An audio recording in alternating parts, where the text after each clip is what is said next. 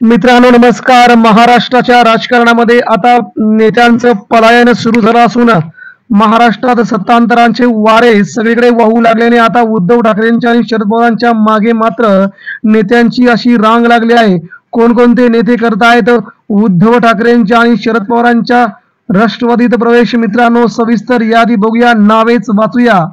पहिलं नाव येते म्हणजे कल्याण डोंबिवलीतून दीपेश म्हात्रे. युवासेना शिंदेगडाचे सचिव असणारे दीपेश म्हात्रे हे शिंदेचे सर्वात जवळचे नेते मानले जातात.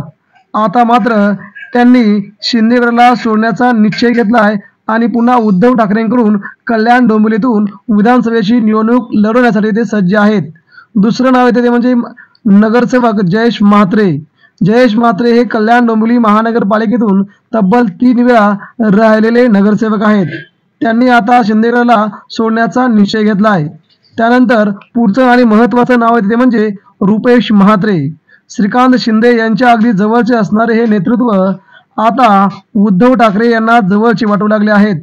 कित्येक निवडणुकांमध्ये 3 ते 4 वेळा नगरसेवक राहिलेले नेते आता उद्धव ठाकरेंच्या शिवसेनेत प्रवेश केल्याने आगामी त्यांना राजकारणाची चुणूक आता दिसू लागली आहे. त्यानंतर पुढचं नेतृत्व येतं ते म्हणजे रत्नाताई म्हात्रे.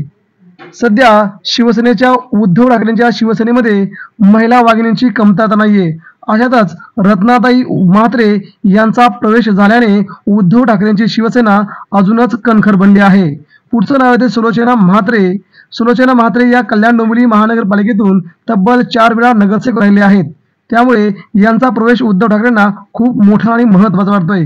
त्यानंतर संगीता भोईर आणि वसंत भगत हे देखील कल्याण डोंबिवली महानगरपालिकेमध्ये 2 वेळा राहिलेले नगरसेवक आहेत. या सगळ्यांच्या प्रवेशामुळे उद्धव ठाकरे सध्या कल्याण डोंबिवलीमध्ये खूप मोठ्या लीडवरती असल्याचं चित्र या प्रवेशावरून दिसू लागलं आहे. पालघरसह कल्याण डोंबिवली, नवी मुंबई आणि ठाण्यातून असेच अनेक प्रवेश उद्धव ठाकरेंच्या शिवसेनेत होतील असं दीपेश म्हात्रेंनी म्हटलंय. मित्रांनो, उद्धव ठाकरेंची शिवसेना आता महाराष्ट्रात कात टाकते का? आपणास काय वाटतं? आपल्या प्रतिक्रिया आमच्यापर्यंत पोहोचवा. धन्यवाद.